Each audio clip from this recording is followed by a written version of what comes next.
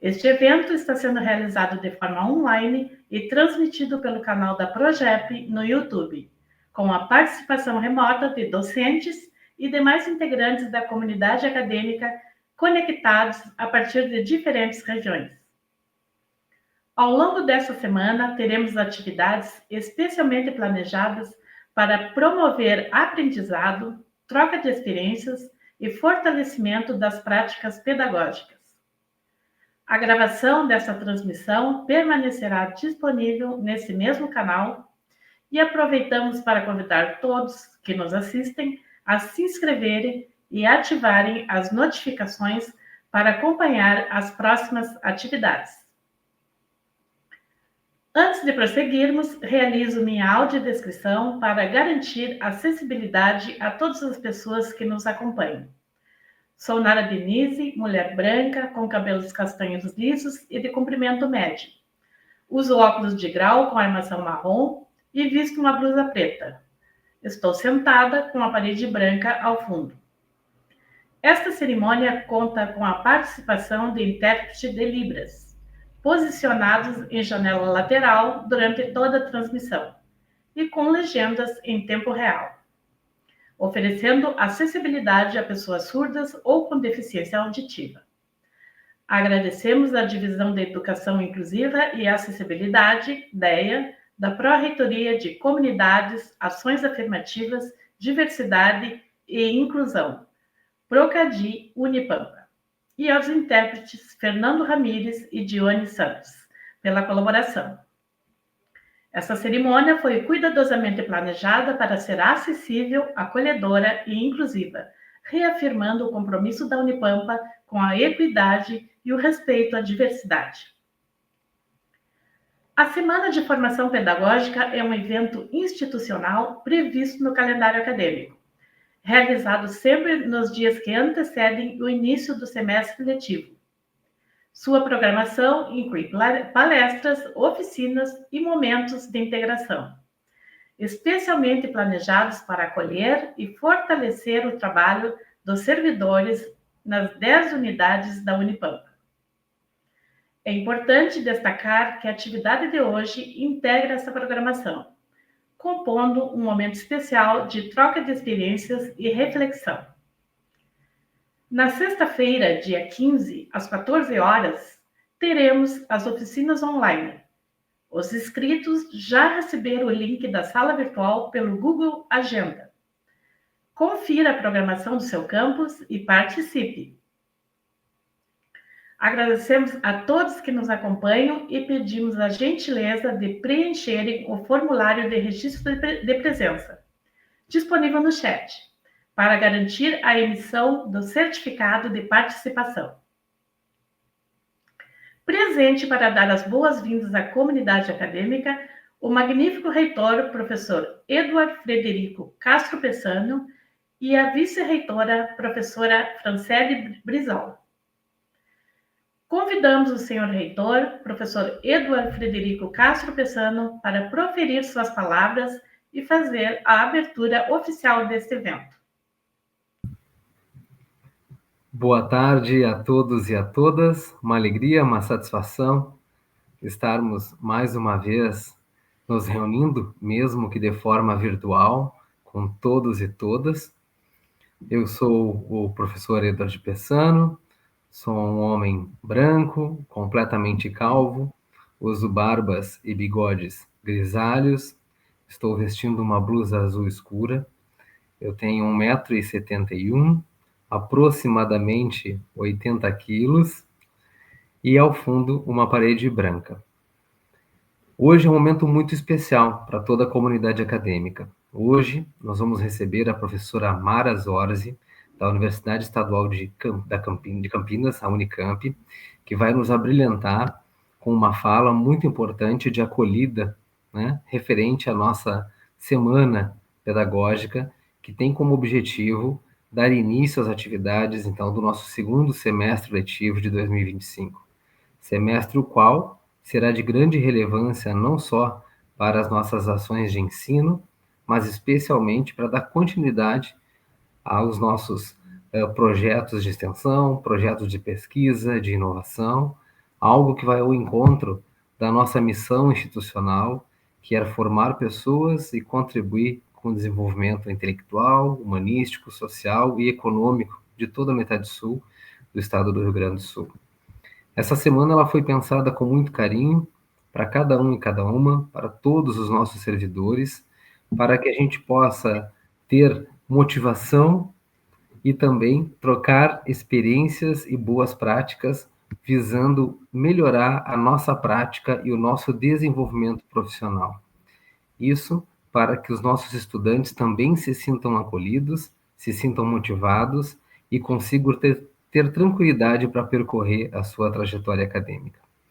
Então, é com muita alegria, né, que a gente dá início a esse momento e desejo um ótimo evento a todos vocês. Muito obrigado. Obrigada, professora. Convidamos agora para a sua saudação a vice-reitora, professora Franciele Brizola. Obrigada, Denise. Boa tarde a todos e todas que nos acompanham nesse momento. Quero cumprimentar carinhosamente o nosso reitor, que também nos acompanha aqui, agradecer a sua presença. E em nome da Denise, né, em nome aí do Dione, agradecer a toda a equipe de técnicos e técnicas da Unipampa, da Assessoria de Comunicação, da Escola de Servidores e da Progep, que organiza esse momento em conjunto, em parceria, né, com também a Pró-Reitoria de Graduação e Pós-Graduação, porque se trata, enfim, da abertura, né, do nosso segundo semestre de 2025. E ao cumprimentá-los e cumprimentá-las, um grande abraço a todos os meus colegas, professores, professoras, e aos técnicos e técnicas, né, que levam aí em frente toda a nossa pedagogia universitária. Dizer para a nossa convidada, a Mara Regina, que escolhemos esse tema como um grande desafio, Mara, e conversávamos nos bastidores, entendendo que vários são os aspectos que podem ser escolhidos para uma abordagem sobre o trabalho da docência universitária, mas, sem dúvida nenhuma, sempre recai o tema da avaliação das aprendizagens como algo permanentemente em tensão e em atenção na prática docente, né? Então, ficamos muito felizes que tu possas ter aceito esse nosso desafio para colocar alguns elementos adicionais ao que já viemos vivendo como Unipampa nesse tema, e acredito que hoje teremos também um excelente momento de reflexão e de revisão, porque com todo o cenário da impermanência, né, das práticas docentes, de forma geral, com a mudança circunstancial da forma de ensinar, dos métodos, técnicas, instrumentos, recursos, evidentemente também mudam as nossas formas de acompanhar a aprendizagem. E achei muito importante, né, esse desafio de pensar nas aprendizagens, no plural, porque somos múltiplos e os desafios frente a tantas áreas de conhecimento, a tantos estilos de aprendizagem e de expressar o conhecimento, de fato, é muito instigante do ponto de vista dessa nossa prática como docentes no ensino superior. Então, desejar que todos e todas nós possamos aprender sempre um pouco mais, porque, de fato, temos uma série de elementos que configuram a atividade de uma universidade, entre ensino, pesquisa, extensão, gestão, inovação, inclusão, internacionalização e tantas outras áreas, mas com certeza a pedagogia universitária deve ser um foco permanente de atenção, porque o estudante, a estudante, os professores, os técnicos e técnicas que se envolvem com o ato de ensinar e aprender são de fato o fundamento, é o nosso fundamento principal, né, a nossa principal razão de existir. Então, desejo que seja este um momento de aprendizagens, de revisão, de troca de experiências, e desejo também, né, nesse mesmo ânimo, que o nosso semestre seja exitoso, proveitoso, que a gente vença os desafios que sempre são colocados, e peço desculpas porque eu vou fazer minha audiodescrição agora no final. Então, agradecida por estar com vocês, né? Complemento dizendo que sou uma mulher de pele clara, cabelos castanhos, longos, ondulados, uso um óculos de grau com aro na cor preta, estou levemente maquiada e estou vestindo uma blusa preta e sob ela um casaco na cor marrom. E ao meu fundo tem a assinatura visual da nossa Universidade Federal do Pampa. E o meu sinal em Libras, meu nome, é um F que passa abaixo do meu queixo. Uma boa tarde e um ótimo semestre para todos nós. Obrigada. Obrigada, professora Franciele. Daremos início, neste momento, à conferência de abertura, que contará com a participação da professora Mara Regina Lemes de Sorte, convidada especial desta edição. Em sua apresentação, ela nos conduzirá a uma reflexão sobre a avaliação da aprendizagem no ensino superior, tema central dessa tarde. Durante a exposição, o público poderá enviar comentários e perguntas pelo chat. Convidamos todos a aproveitarem esta oportunidade para interagir e contribuir com o debate. As questões serão encaminhadas ao palestrante ao longo da sessão, favorecendo um diálogo produtivo e o aprofundamento do tema. Ao final, disponibilizaremos no chat o formulário de avaliação da atividade. Sua participação é essencial para aprimorarmos continuamente nossas ações. A avaliação é anônima e suas contribuições serão valiosas para o aperfeiçoamento das próximas edições. Agora, temos o privilégio de iniciar a conferência de abertura com o título Avaliação das Aprendizagens no Ensino Superior. A abordagem será realizada pela professora Mara Regina Lemes de Sorte, professora associada da Faculdade de Educação da Universidade Estadual de Campinas, Unicamp. E para mediar essa discussão, contamos com a presença do professor Elenilson Freitas Alves, coordenador de Planejamento e Desenvolvimento do Ensino de Graduação da Pró-Reitoria de Graduação. Boa tarde, professora Mara Regina. Agradecemos imensamente por aceitar nosso convite e por dedicar seu tempo para compartilhar seus conhecimentos conosco nesta tarde. Seja muito bem-vinda à Unipampa. Boa tarde, professor Elenilson. Agradecemos por aceitar nosso convite para a mediação dessa palestra e seja também muito bem-vindo. Boa tarde. Desculpe. Passamos agora à leitura do mini-currículo do mediador.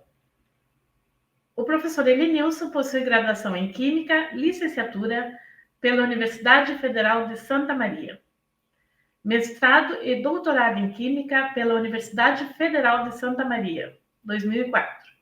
Atualmente é professor associado 4 da Universidade Federal do Pampa, Unipampa, campus Uruguaiana, atuando no curso de graduação em Ciências da Natureza, licenciatura, e está na função de coordenador de Planejamento e Desenvolvimento do Ensino de Graduação na Pró-Reitoria de Graduação. Convido agora o professor Elenilson para que apresente o currículo da nossa palestrante e conduza a mediação da conferência. Bom, novamente, boa tarde a todos e a todas. É uma satisfação estar aqui representando a Pró-Reitoria da Graduação nesse momento. Então, eu saúdo o nosso reitor, professor Edward, em nome dele saúdo a todos presentes no nosso evento, e a professora Mara. Então, antes de apresentar a professora Mara, farei minha audiodescrição. Eu sou um homem de pele clara, estatura mediana, cabelos lisos na cor castanho escuro, estou usando um óculos com aros na cor cinza, um blusão também na cor cinza, e ao meu fundo uma parede na cor branca com um quadro com uma lavoura de arroz. Então, eu apresentarei a professora Mara. A professora Mara Regina Lemes de Sorte é professora associada da Faculdade de Educação da Unicamp, graduada em enfermagem pela USP, São Paulo, mestre em enfermagem pela USP, doutor em educação pela Unicamp, pós-doutor em Educação pela PUC, do Rio de Janeiro, livre docente em Avaliação Educacional pela Unicamp, pesquisadora no campo da avaliação educacional, tanto na educação superior como na educação básica, coordena o Laboratório de Observação e Estudos Descritivos na Faculdade de Educação da Unicamp e atua como professora permanente no programa de pós-graduação em Educação e tem experiência na educação em saúde. Professora Mara, fique à vontade para as suas considerações iniciais e a sua palestra. Boa palestra a todos nós. Boa tarde a todos e a todas. Inicialmente, agradecer muito, né, o convite. É muito importante dizer que cada vez que alguém chama um professor, né, de uma outra instituição para partilhar uma experiência, a gente recupera a ideia de que nós temos que fazer uma rede realmente de colaboração, de aprendizagem mútua. Então, eu acho um privilégio estar aqui com vocês, né? Eu que tenho que agradecer essa oportunidade. Claro está que eu vou fazer também a minha autodescrição, antes de conseguir ou de avançar na minha fala. Eu sou uma mulher branca, já de meia idade, cabelos curtos, atualmente eles estão meio dourados, mas vai variando isso de vez em quando, né, a cor. Nesse momento eles estão com um pouquinho de castanho, alourado. Esses cabelos, meus olhos também são castanhos, eu não uso óculos. Eu estou vestindo uma camiseta cinza, com umas listas brancas e bordô, e um casaco meio bordô também. Atrás de mim, o que existe é uma parede com alguns quadros, que é no laboratório onde a gente atua, que é de onde eu estou falando, né? E expresso a profunda alegria de poder perceber, numa instituição tão jovem quanto a Unipampa, aqui representada por seu grupo todo gestor central, né, e apoiando uma iniciativa fundamental de formação pedagógica, iniciando, abrindo o segundo semestre, né, eu acho isso de uma importância enorme. Perguntava para os meus colegas da reitoria, que estavam aí, reitor, vice-reitor, pró-reitor, enfim, para todos aqueles que acabaram me acolhendo, né, na fase inicial, antes de abrir propriamente a divulgação para os professores aí no YouTube, a quem eu saúdo também, da importância, no número de cursos que tem. E eu queria, e destaquei com eles, vou tornar a afirmar isso, de dizer que eu acho que numa instituição tão grande, né, jovem, mas grande, uma responsabilidade social grande no território em que ela se insere, reconhecer que põe valor em paradas estratégicas, reflexivas, para repensar o vivido e, de uma certa forma, enaltecer o ensino de graduação. Então, à medida que as instituições vão crescendo, às vezes elas vão sendo tomadas por um apego excessivo, seja na pesquisa, na pós-graduação, que relegam o ensino de graduação a uma posição um pouco mais periférica. E eu senti por esse convite, pela forma como ele vem sendo, marcando a trajetória da Unipampa, que isso é valor, né? E, curiosamente, eu também tenho que dizer que gostei muito do tema de abertura ser avaliação. Geralmente, a avaliação é uma categoria que fica para o final, né, dos livros, dos conteúdos programáticos, né? Embora seja um tema, como a professora Franciele até reportou, né, sempre é a pedra no sapato, aquilo que nos incomoda, que a gente lida com ela, que faz parte do nosso cotidiano, a gente vive tendo muitas dúvidas sobre, mas na prática nem sempre é o lugar de destaque que acontece. Começar a pensar o que isso nos afeta enquanto professores universitários, boa parte dos quais, inclusive recuperando a minha própria trajetória, eu trabalhava na enfermagem, né? Eu tinha um amplo domínio, uma formação profissional muito específica na área e muito pouco conhecimento dos apoios pedagógicos que eu precisava para melhor transitar naquilo que era uma das vocações da universidade. Formar professores, formar profissionais. E para isso precisava de professores que compreendessem os meandros da coisa, nas quais eu não tinha muita familiaridade. Quis o destino que eu fosse parar na Faculdade de Educação. Então, e hoje eu percebo como é muito importante essa mistura entre os conhecimentos que a gente de áreas mais específicas tem e a humildade que a gente tem quando diz o aporte pedagógico nos ajuda a fazer melhor aquilo que já fazemos bem. Então, eu espero que a gente possa ter 1 hora, que foi mais ou menos o prazo que me estipularam, para falar sobre esse tema, no qual eu peço já ajuda para quem vai fazer a apresentação aí do lado, por favor, com a primeira tela. E já nasceu dali uma intencionalidade, que foi bem tocada, né? Na mesa de abertura, que é a avaliação das aprendizagens no ensino superior. E exatamente foi cirúrgica a intervenção da minha colega, porque ela diz, nossa, é verdade, a gente não faz só uma aprendizagem, nós temos várias aprendizagens. E às vezes a avaliação ela está muito direcionada a um tipo de aprendizagem que acaba determinando uma forma de ensinar, uma forma de contribuir para a formação dos diferentes profissionais. Então vamos lá. Primeiro, por favor. Eu estou imaginando que nós vamos conduzir os fios da nossa conversa com uma série de dúvidas, de interrogações, como a imagem sugere, mas olhando para uma imagem de futuro, que é aquilo que a gente deseja, onde a gente quer chegar, usando a avaliação para nos ajudar a não nos perdermos no caminho.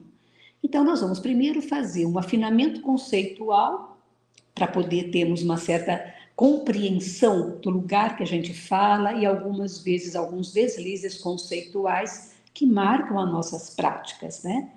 E reafirmar que estamos falando de escolhas intencionalizadas, ou seja, onde eu quero chegar reporta muito uma concepção de qualidade que eu tenho, né? Então, do jeito que eu ensino, do jeito que eu avalio, falam muito da compreensão que eu tenho da formação humana, não apenas da formação profissional, seja ela de que área for.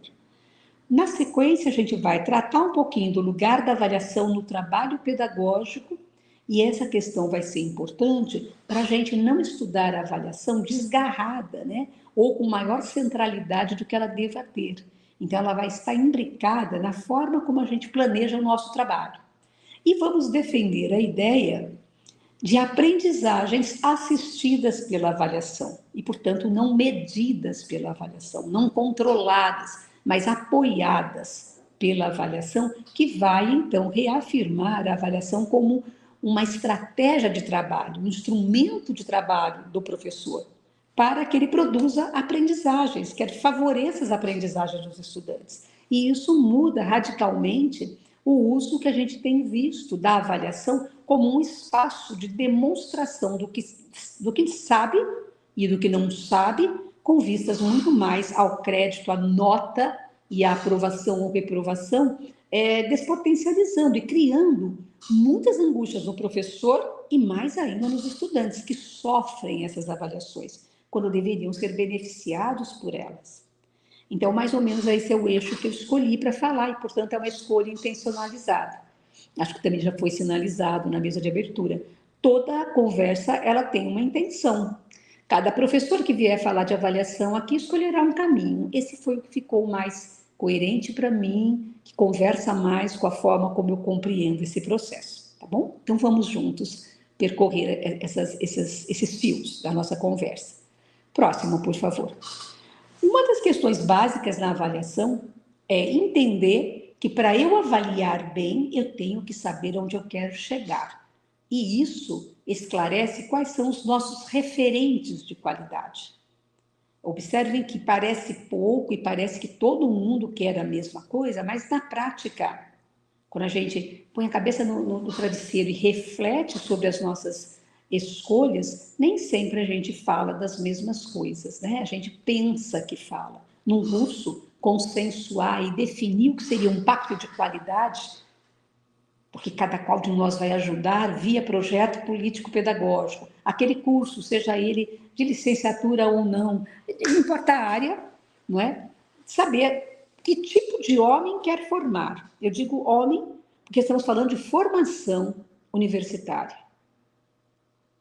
Formação humana. uma formação humana que engloba o fazer profissional, mas que não pode ser reduzido simplesmente a formar um profissional, porque está numa das intencionalidades da universidade, ela também se preocupar com o cidadão que ela está colocando dentro de uma sociedade, para poder fazer a diferença nela, para poder humanizá-la, para poder transformá-la, para poder torná-la de fato uma sociedade em que a gente goste de viver nela. A gente não se encabule de estar nela. Isso vai definir uma função da escola, se é só instruir ou se é educar. Educar aí coloca a gente no âmbito dos sinais, uma avaliação da educação superior. E educação superior aí não é simplesmente medir conhecimentos adquiridos, medidos via prova e provavelmente algumas vezes fadados ao esquecimento. A formação implica, sim, que essas aprendizagens sejam apropriadas e elas permaneçam com os estudantes, para além dos conteúdos, mas envolve também a questão dos valores, porque falam do homem que eu quero formar, e isso afetando a sociedade que eu quero construir. Então, vejo, referentes aí mudam. Eu posso estar no mesmo curso com a perspectiva de instruir, informar, e outro com uma perspectiva mais ampla, que é usar, sim, dos conteúdos e dos valores para subsidiar uma formação bastante potente que envolva conhecimentos e aplicações, know-how ético e know-how técnico, na mesma preocupação, naquele pequeno pedaço da disciplina que me coube, né, que me coube explorar, mas que conversa com um projeto formativo que a gente coloca nos documentos e depois tem que dar conta dele quando implementa. E a avaliação, algumas vezes, é o momento que a gente mais nega aquela imagem de futuro que a gente quer. Ou seja, alguém crítico, reflexivo, transformador. Então, vem um conjunto de palavras que, nas formas avaliativas acionadas, muitas vezes parece ficar completamente descolado, como se não tivessem nada a ver, como se eu jogasse a seta para a direita e fosse para a esquerda. Não funciona, né? Não há coerência. Por isso que o trabalho pedagógico ele tem que ser coerente do começo ao fim, inclusive na avaliação. Próximo, por favor. Na escolha do tema, eu me lembro que, conversando com a equipe que propôs, né, essa formação pedagógica, eles falaram, como é que você gostaria de chamar a palestra? Então, eu sabia que eu queria provocar essa ideia do plural e do singular. E a opção pelo plural fala em favor das múltiplas dimensões que devem ser prerrogativa, preocupação de quem forma esse cidadão e esse profissional situado no mundo. Então, ele fala de dimensões que não são apenas cognitivas, são dimensões também humanas, lúdicas, que envolvem a criatividade, que envolvem o saber trabalhar junto, que envolvem convivência, que envolvem, portanto, uma posse de um trabalho pedagógico que não possa estar centrado simplesmente em passar conteúdos, como por muito tempo era o signo de um bom projeto educativo, né? Então, a pedagogia universitária hoje, ela já é atravessada por a compreensão de que a qualidade nossa está jogada um pouco mais para cima, na capacidade que a gente tem de ajudar as pessoas a pensar sobre o mundo, a pensar sobre o seu fazer. O cultivo do pensar é um signo importante do bom projeto educativo, e a avaliação ela tem que assistir e reforçar essa dimensão. E aí aparece, se eu avalio para produzir aprendizagens, a serviço das aprendizagens, ou se eu avalio as aprendizagens que o aluno teve. Isso é fundamental porque muda o nosso lugar como mediador, como professor, né? Como alguém que está ali para favorecer isso. Muitas vezes a avaliação, ela quase que separa a hora de ensinar, a hora de aprender e a hora de provar que aprendeu. Então, é como se eu tivesse uma perspectiva bem positivista de olhar, eu fiz a minha parte, agora eu vou olhar se você foi ou não foi capaz. E aí você perde, inclusive, a exploração dos momentos avaliativos como momentos que possam ser reforçadores de aprendizagens e não simplesmente a busca contábil de erros e acertos. Mas como é que eu converto isso depois em potências para saber o que nós precisamos fazer para que as aprendizagens aconteçam? Então, esse é um alinhamento importante. E a confusão, a miscelânea nesses conceitos acaba tendo desdobramentos. por exemplo, de entender que medir e avaliar é a mesma coisa. Não é. A medida pode ser, e é em geral, o primeiro passo, o primeiro momento da avaliação, onde eu faço um diagnóstico, recolho, eu consigo compreender em que estágio aquele estudante, aquela turma está, aquele curso está, não importa. E a partir das medidas, eu localizo e avalio, faço um juízo de valor para ver se elas estão informando avanços, retrocessos ou estagnações. Se aquilo é suficiente ou não é suficiente. Mas se eu ficar exclusivamente tomando como sinônimo medir, examinar e achar que isso é avaliação, eu vou esbarrar, eu vou escorregar por um equívoco muito importante, que é o caráter estático disso.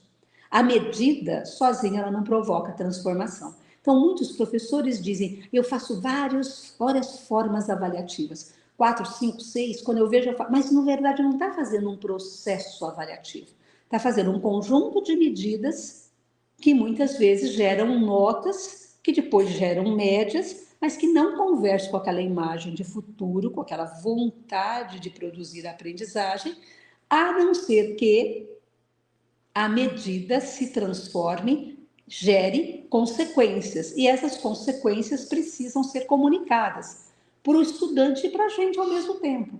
O estudante precisa saber se localizar, que é o que a gente chama de feedback, as devolutivas, mas quando eu faço esse movimento, eu faço um movimento para mim também, para verificar se as minhas opções na forma de ensinar produziram aprendizagens de fato, ou quais foram as lacunas que precisam ser preenchidas para que, de fato, essa aprendizagem se sedimente e ajude esse profissional, esse cidadão a ser mais consistente. Então, medida é importante, mas não é avaliação. E uma avaliação sem algumas medidas também ela não se dá, sem uma base empírica concreta. Então, nada contra números, mas a interpretação disso e a tomada de consciência do que eu faço com eles é que define para a gente como que eu vou usar a avaliação para aprendizagens mais profícuas, né? De novo, aí, a questão da avaliação das e para as aprendizagens, que coloca a gente no meio da confusão, não como a parte, olhando, controlando, medindo e lavando as mãos. Você está dentro desse processo. E há que existir professores que desejem profundamente que os seus estudantes aprendam. E essa é uma das questões mais mobilizadoras. É quando você está absolutamente comprometido em fazer o seu estudante ser melhor que você, ultrapassar, aprender, transbordar, né? Então, portanto, a medida vai colocar como controle uma única possibilidade, ser igual ao que eu penso. Às vezes ele vai me superar, e isso é um desejo extremamente importante, que a avaliação pode ser aproveitada nessa perspectiva.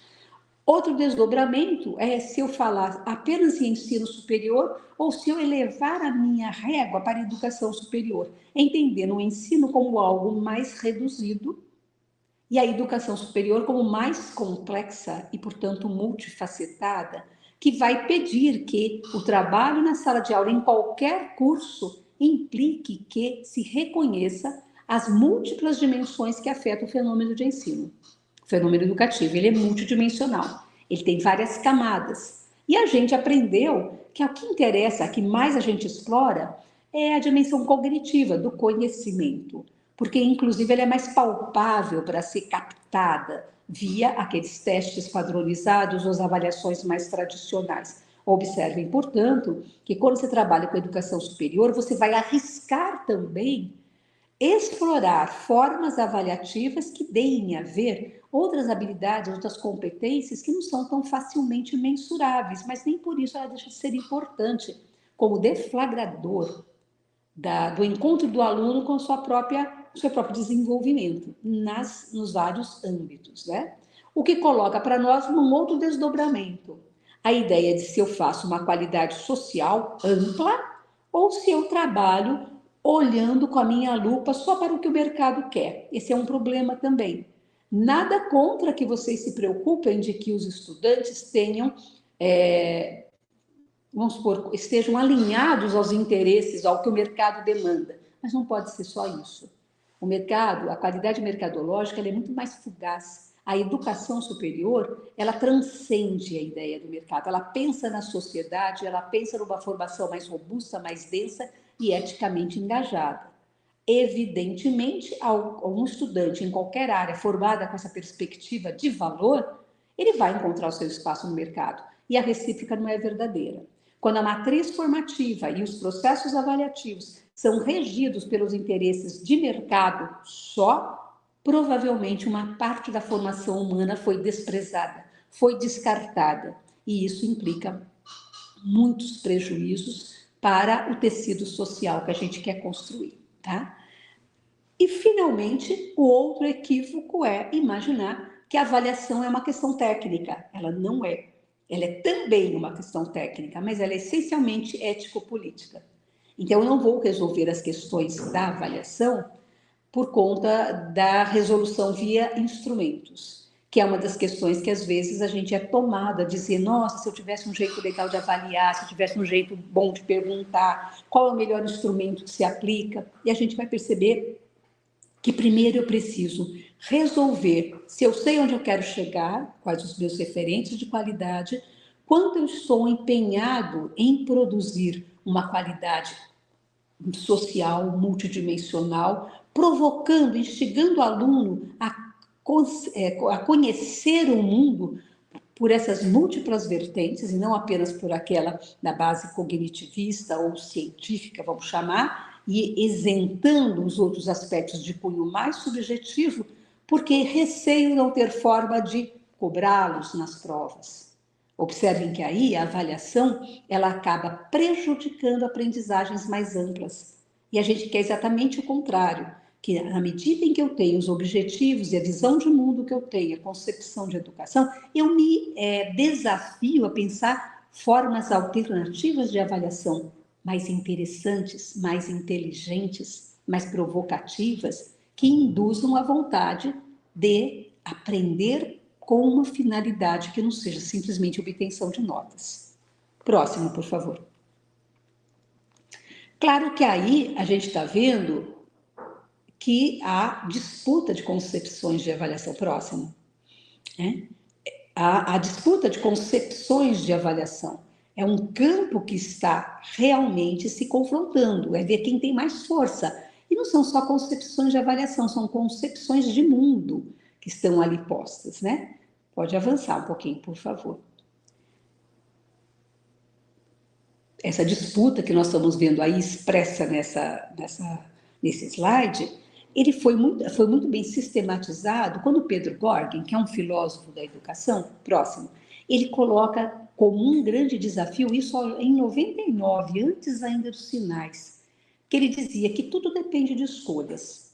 O estudo, no caso universitário, não deve, na visão dele, render o aluno ao que está estabelecido, apenas instrumentalizando-o para que possa ter sucesso individual em meio à miséria humana.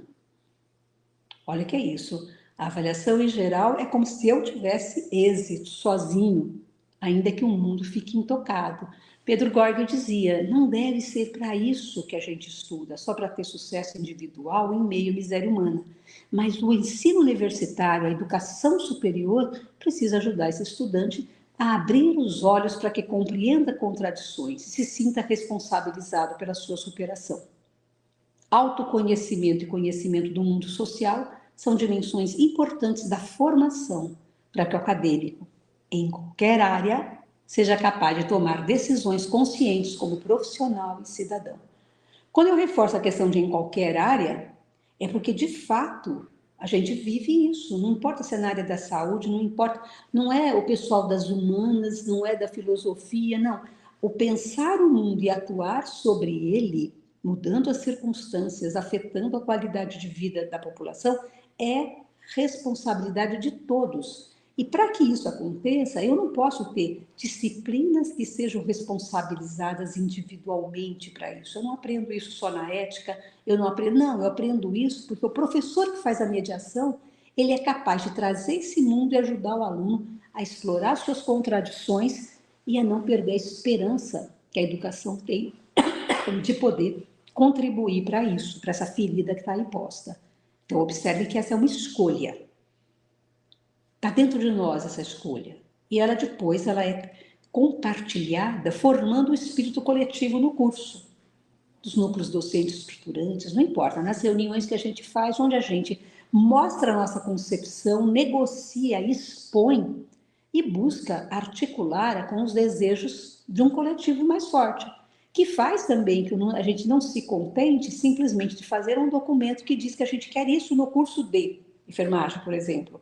Tá? Não, eu não quero só escrever sobre isso, eu quero ter um trabalho pedagógico e uma avaliação que assegurem, que induzam isso. E aí uma outra palavra importante tem a ver com a indução. A avaliação, ela tem uma força indutora inegável. Então, a gente precisa utilizar em favor de aprendizagens com pertinência social.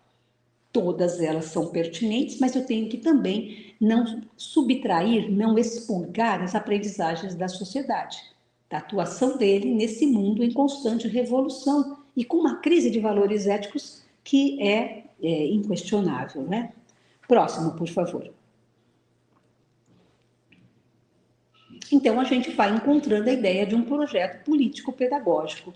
E esse projeto político-pedagógico, ele tem valores. Esses valores, se vocês forem ler nos textos dos cursos nos quais atuam, nos quais a Unipampa tem a sua expressão, o seu projeto institucional, muitas vezes a gente vai perceber que é explícita a vontade de ter um compromisso com a função de uma universidade pública, no caso, com a educação, que é uma questão da pública, de interesse público, né? E a educação é entendida como um direito humano universal, todo mundo teria que ter esse direito. E aí aparece um conceito importante, que é a ideia de uma aplicação edificante da ciência. Eu uso esse termo baseado no Boaventura de Souza Santos, em que ele mostra que muitos dos nossos cursos e, portanto, os processos de avaliação estão muito mais voltados para uma aplicação técnica da ciência. Então, muitas vezes, os valores não são explorados. E ele diz que essa indissociabilidade know-how técnico e ético é que constitui um professor efetivamente comprometido com a formação e não simplesmente com a preparação para os exames, com os processos de instrução e que acabam tendo uma lógica muito mais de memorização e de descarte, né? Aparece desse projeto político que a gente defende, né, como necessário para uma sociedade que está aí em crise e que precisa voltar a se rehumanizar, a capacidade crítica, que é o cultivo do pensar e de interpelação das práticas sociais e escolares. Observem que se isso for um valor do projeto dos cursos da Unipampa, ou dos cursos, de alguns cursos da Unipampa que já resolveram suas intencionalidades ético-políticas, a gente vai ter que muito trabalhar a gestão de tempo, porque se eu ocupar todos os meus tempos, seja nos módulos, a forma de organização curricular que aqui vigorar, que eu não sei qual é que está vigente, seja nas disciplinas, se eu não trabalhar com essa pretensão de desenvolver a capacidade crítica, o uso dos meus tempos vai ser muito mais para trabalhar conteúdos que vão sendo despejados, imaginando que com isso a aprendizagem ocorra. Certo? E a avaliação aí pode simplesmente ficar no estágio da medida das aprendizagens que foram pretendidas. Um outro valor que o projeto pedagógico emancipatório precisa ser desenvolvido na universidade, na educação superior, é o desenvolvimento da competência coletiva. E essa questão é importante porque os problemas sociais hoje são de uma magnitude tão intensa que a gente tem que aprender a trabalhar e a resolvê-los coletivamente. Não tem soluções biográficas, pessoais. Portanto, isso não justifica valorizar de uma forma cega o individualismo, a competitividade e a própria meritocracia. Qual seja, a ideia de que cada um vai lutar pelo seu sucesso individual e fechar os olhos aos problemas que reclamam uma ação coletiva, organizada, em relação a um futuro a construir. Observem ainda a circularidade e a dialogicidade dos saberes. Isso é importante, porque na avaliação, se eu não tiver nutrido com essa perspectiva de valor, eu vou ter uma única resposta certa para tudo, a partir de uma cultura, muitas vezes, apenas uma cultura oficial, que subalterniza outros saberes, outras realidades que precisam ser postos de uma forma ecológica em relação. Isso envolve que o professor aceite essa característica de verdade que muitas vezes circula e desenvolva a capacidade de escuta dos seus estudantes. Observem que tudo isso daqui eu não vou resolver na avaliação, mas eu vou resolver da forma como eu organizo o trabalho pedagógico. E que depois, na avaliação, eu posso me permitir com mais tranquilidade, inclusive fazer processos de avaliação cooperativos, colaborativos. Porque a complexidade do problema a resolver vai colocá-los em condição de uma perspectiva relacional de um ajudar o outro a resolver o problema e mobilizar os conhecimentos que eles têm, mas que muitas vezes nem sabem que têm. Então, observem como isso vai ferir de morte aquela ideia de que a avaliação é medir individualmente o que cada um tem e a definição que naquele dia um não pode ajudar o outro, quando a gente está precisando e valorizando cada vez mais o pensamento interdisciplinar, a colaboração, a competência coletiva, a circularidade de saberes. Então, essa lógica de tipo, como é que eu vou saber quem fez o quê? Ela tem que entrar num outro tipo de relação, de escala, senão eu não consigo pensar processos avaliativos mais abertos, mais complexos, mais intensos e, ao mesmo tempo, mais agregadores. E isso implicaria uma lógica de solidariedade, que é os estudantes num curso, na relação com os professores e com o grupo, com a equipe, ele imaginar que pode contar com o outro para aprendizagens que ele sozinho não consegue ter, ou nos quais ele reconhece que o outro tem mais expertise, mas ele demanda ajuda e ele é ajudado. Como ele poderá, em alguns momentos, naquilo pouco que ele sabe, ser útil também para o trabalho coletivo, para aquele grupo, né? Então, isso é uma novidade, mas é uma novidade importante, porque ela vai, inclusive, afetar o jeito do aluno se relacionar com a avaliação. Então, normalmente, o aluno não gosta da avaliação, porque ele se sente tenso, estressado, é a hora do vamos ver, ele acha que ele vai ser abandonado da própria sorte, ele não tem certeza se vai ter sorte de perguntar aquilo que ele sabe. Então, precisamos, às vezes, fazer algumas rupturas para que a cultura dele de avaliação, a relação dele com a avaliação, seja menos perversa, né? Que ele consiga entender a avaliação como um apoio para ele reconhecer as aprendizagens que ele já tem e aquelas que ele está em processo. Tanto é verdade que alguns livros, por exemplo, uma autora que me ocorre agora, a Maria Teresa Esteban, ela fala de um livro que se chama O que sabe quem erra. Olha que é interessante, porque aí coloca o erro também como uma redescoberta do erro. O erro não é simplesmente uma questão contábil, quanto errou, quanto ele perde de nota, mas o que quem está errando está me informando. Coisas que ele sabe, coisas que eu penso que ensinei, equívocos que têm que ser corrigidos. E às vezes, muitas vezes, desses erros, ele está ensaiando raciocínios, novas respostas para problemas não tem uma única versão, uma única solução. Para a gente pensar, eu sei que são coisas polêmicas, mas vocês observem que passa a ser uma forma de entender a avaliação que distensiona para a gente rompe a ideia de que só tem um jeito de medir e começa a explorar uma forma de ensinar também, que converse com maior leveza, o que não quer dizer que essa leveza não tenha que ter responsabilidade. Bom, próximo, e vamos fechando essa questão dos afinamentos. A avaliação, então, é uma prática social, envolve pessoas. Professor, aluno, gestão, todo mundo, funcionário, família, tudo ali, de uma certa forma, afeta os resultados obtidos.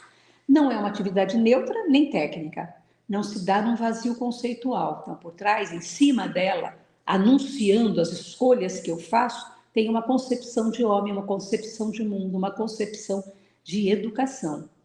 Mas ela não é um fim em si mesma. Eu não avalio simplesmente para dar nota. Ela é um meio para iluminar novos processos deliberativos. E isso deve fazer parte do esclarecimento dos estudantes de um outro lugar para uma avaliação que possa realmente ser promotor de aprendizagens. Isso é realmente complexo, porque o estudante ele já vem moldado, porque ele foi sempre apresentado à avaliação como uma madrasta, uma coisa ruim, que vai punir, que vai envergonhar. E ele então se defende, e ele se defende inclusive do professor, que é o mediador qualificado ali para auxiliá-lo a aprender.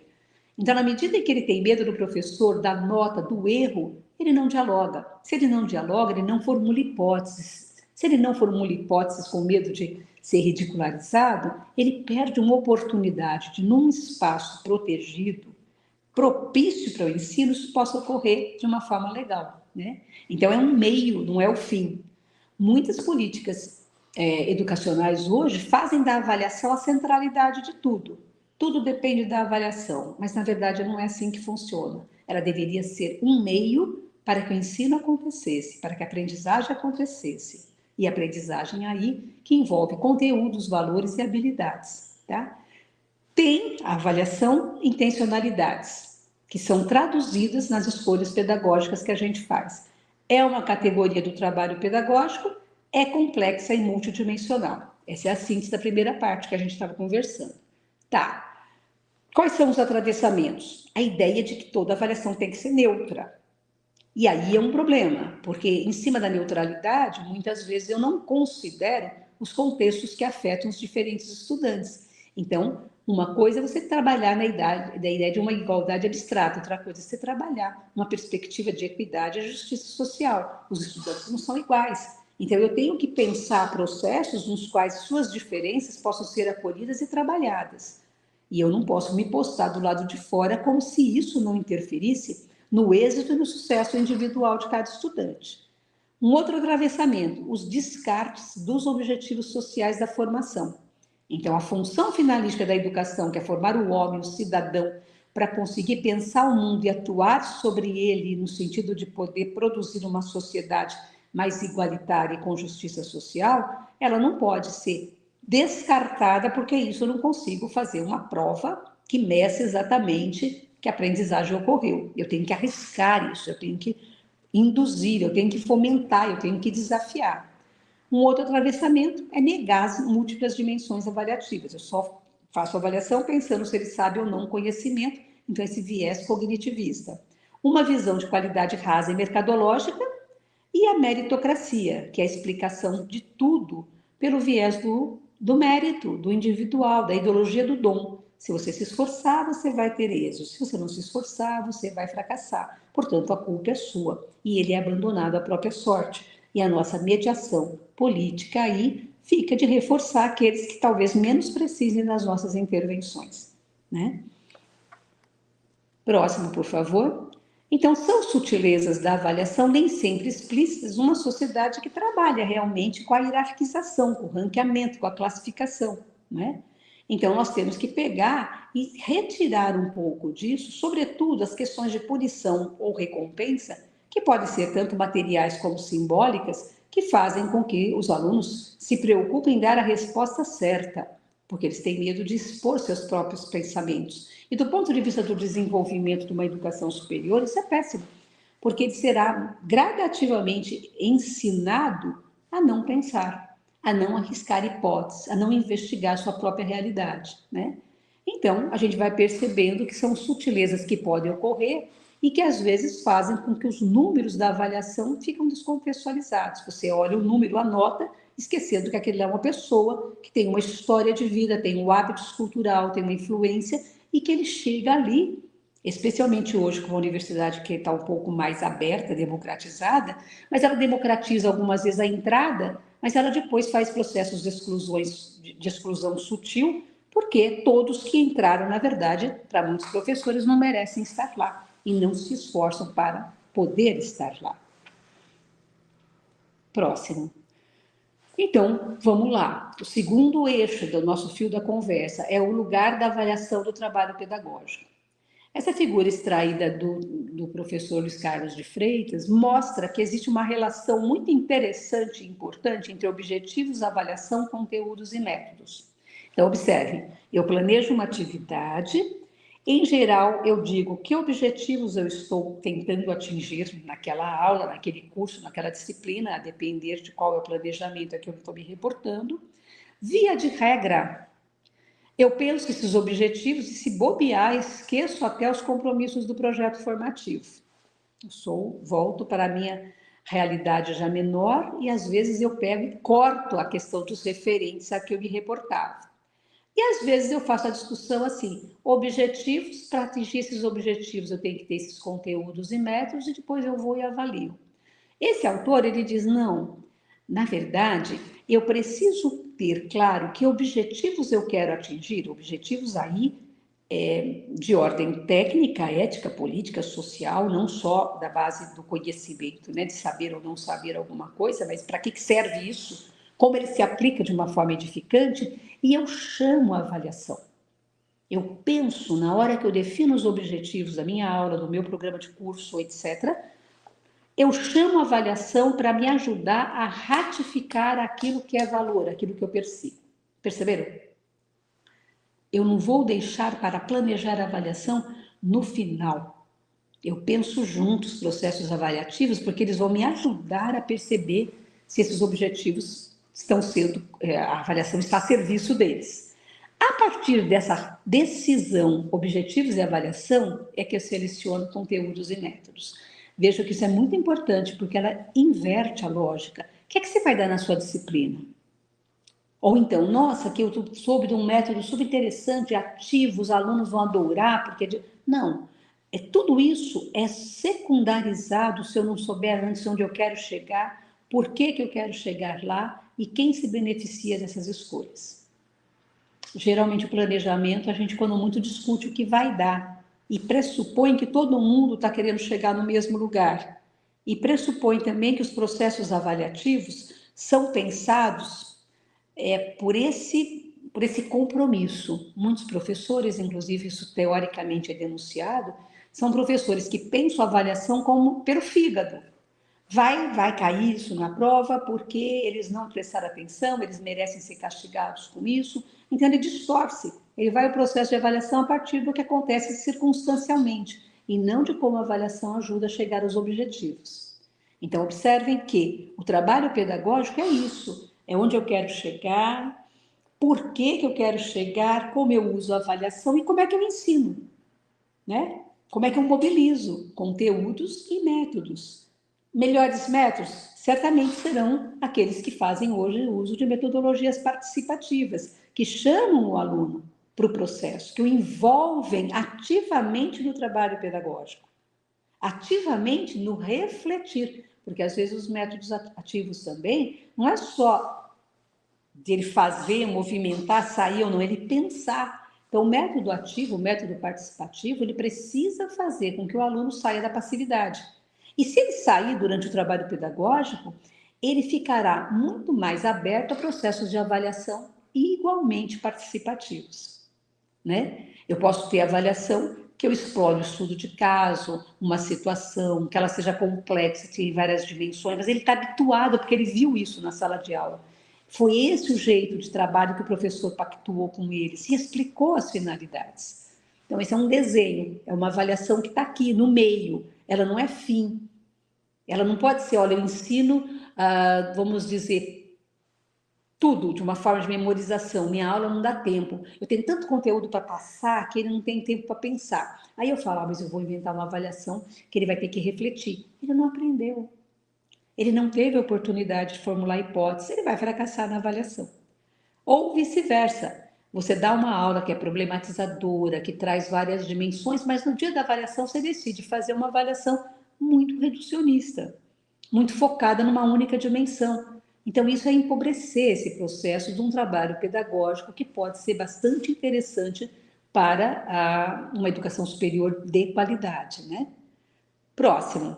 Então, de novo, nós vamos perceber que a lógica de avaliação que a gente tem dominante é classificar, valorizar o mérito, culpar, responsabilizar. A racionalidade muitas vezes é instrumental, então eu não quero discutir visão de mundo, concepção de mundo, de avaliação. Eu quero saber como é que você avalia, qual o instrumento que você tem, o que você usa, né? E esse passa a ser uma avaliação de interesse técnico, muito preocupado com a mensuração, foco nos resultados, e portanto ela não aposta no processo, e aí tende a ser utilizada como instrumento de poder do professor sobre o aluno, produzindo subordinação, docilização, medo, E aí você joga fora a feição educativa, formativa, que está impregnada na avaliação, mas que fizeram dela realmente algo esvaziado desse significado, tá? Essa é a cultura ainda dominante. E por que eu estou falando disso? Porque tem experiências que já se confrontam com isso, mas provavelmente o que eu tenho? Textos de projetos pedagógicos de perfil profissiográfico muito pretensiosos e práticas de avaliação muito padronizadas, muito reiterativas daquilo que a gente sabe que é o que pior existiu da avaliação, que é se preocupar apenas com medidas, ainda quando se fale nos programas de avaliação contínua e processual. Essa é uma outra questão. O que é uma avaliação processual? Se eu não tiver, inclusive, mais aberto a esses processos de reflexão do meu fazer, né? O que é processo? Se eu não cuidar do processo, e o processo eu cuido no trabalho pedagógico. Vejam aí, é forte isso, é só para pensar. Nem tudo que pode ser contado, conta. E nem tudo que conta pode ser contado. De novo, a questão das escolhas. Né? Às vezes eu vou colocar numa situação algo que não tem uma resposta precisa, mas ele fomenta o raciocínio, a reflexão, a formulação de hipóteses, os valores, e isso acaba sendo uma aprendizagem que a gente obtém por processos de avaliação que arriscam não estar simplesmente pautado numa única resposta, a resposta certa. Tem saída? Tem. O sinal não está fechado, a gente consegue pegar e aproveitar algumas brechas para fazer uma avaliação emancipatória. A avaliação emancipatória, já encaminhando, é um ato de comunicação com o outro.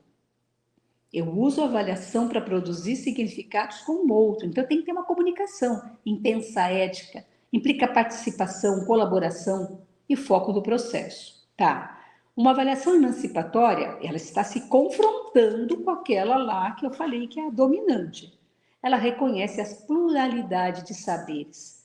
Então, implica que o professor escute de uma forma sensível e interessada.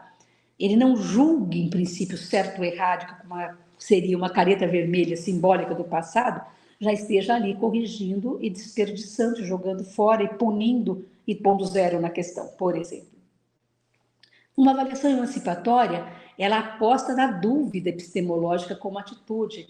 Então, fomenta perguntas, situações que induzem os futuros profissionais e cidadãos em formação a elaborar hipóteses, a aceitar a dúvida, a recuperar a voz para poder dizer eu penso isso, será que? E, portanto, a construir um raciocínio.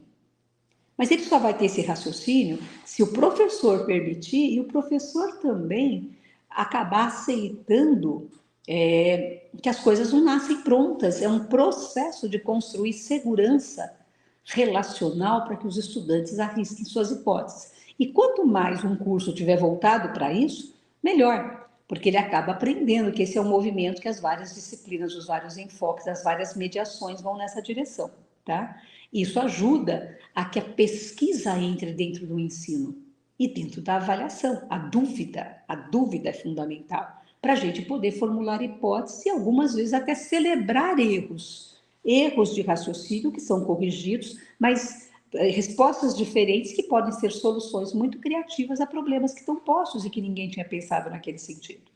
Então, implica ainda na emancipação, horizontalização de relações de poder.